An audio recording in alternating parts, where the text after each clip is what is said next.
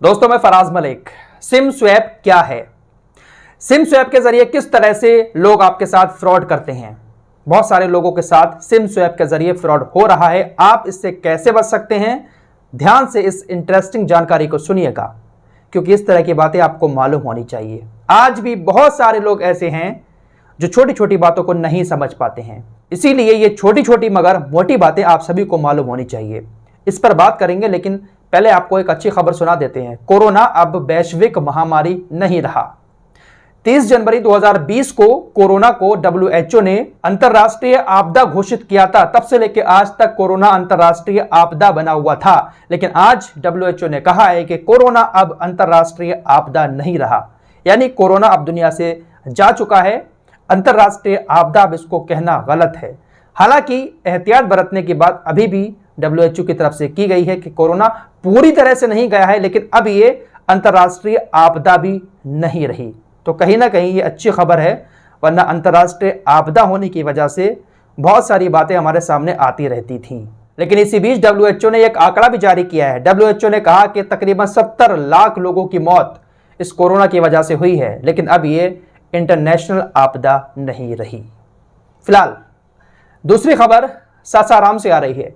क्या हो जब नहर में अचानक से नोटों के बंडल दिखाई देने लगे? अगर आपके सामने ऐसा कुछ मंजर हो जाए तो आप क्या करेंगे? आप तो तुरंत नहर में डुबकी लगा देंगे।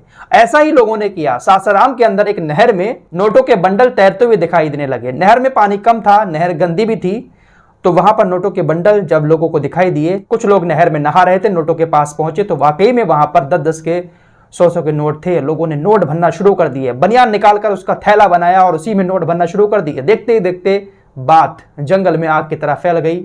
दर्जनों भर लोग वहां पर इकट्ठा हो गए। सभी ने नहर में छलांग लगाना शुरू कर दी और नोट बटोरना शुरू कर दिए।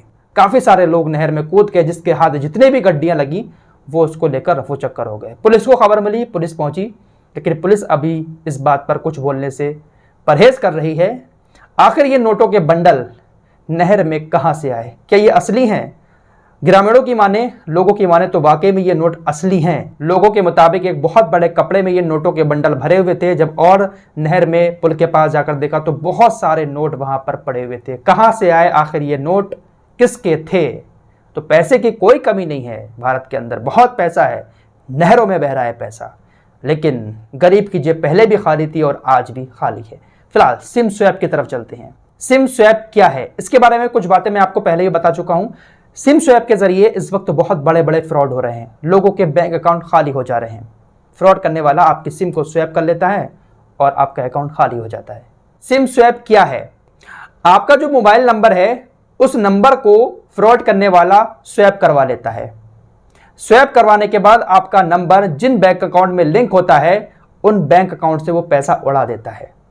अब आप कहेंगे कि आपके नंबर को कोई दूसरा कैसे निकलवा सकता है? अब इस प्रोसेस को भी आप लोग ध्यान से सुनिए। वैसे तो किसी की औकात नहीं है कि आपका नंबर वो बिना आपकी जानकारी दिए बंद करवा दे। आपके पास बहुत सारी ऐसी कॉल्स आती होंगी, बिजली बिल भरने के नाम पर, बैंक अकाउंट बंद होने के नाम पर। इन सारी चीजों को आप लोग समझ चुके हैं। बहुत सारी कॉल ऐसी भी आती हैं कि हम आपकी कंपनी से बोल रहे हैं। अगर आप जियो का सिम इस्तेमाल कर रहे हैं तो कस्टमर केयर बन के आपके पास कॉल करेंगे और कुछ ना कुछ आपको लालच देंगे और आपसे कहेंगे कि आपका ये सिम किसके नाम से है, किसके नाम से है और आपने आखिरी रिचार्ज कितने का करवाया था। इस तरह की कुछ बातें आप लोगों से वो पूछते हैं। आप लोग उनको ये बातें बता देते हैं, क्योंकि आपको ये नॉर्मल सी बातें लगती हैं। आपको लगता है कि कस्टमर केयर से कॉल आई है तो इनके पास तो सब कुछ है हमारी जानकारी, तो हम इनको बता देते हैं। आपने सामने वाले को यह बता दिया कि आपका नंबर किसके नाम से है, आपने ये बता दिया कि आपका आखिरी रिचार्ज कितने का हुआ था, आपका एड्रेस क्या है। ये 2-3 बातें अगर आपने बता दी तो सामने जो फ्रॉड करने वाला आपको कॉल कर रहा है वो आपके नंबर को बंद करवा देता है। कस्टमर केयर में वो कॉल करता है और कहता है कि मेरा ये नंबर है और ये मेरा नंबर खो गया है, चोरी हो गया है, इस नाम से है, मैंने आखिरी रिचार्ज इतने का कराया था। क्योंकि नंबर बंद करने के लिए जो कंपनी होती है वो 2-3 चीजें ही पूछती है। ये नंबर किसके नाम से है, आखिरी रिचार्ज कितने का था। तो सिम बंद करने के लिए कंपनी ये 2-3 चीजें पूछती है। तो फ्रॉड करने वाले को आपने ये सारी चीजें बता रखी होती हैं, वो कंपनी वालों को ये सारी जानकारी देकर आपका नंबर बंद करवा देता है। जब आपका नंबर बंद हो जाता है तो तुरंत ही वो नई सिम निकलवा लेता है।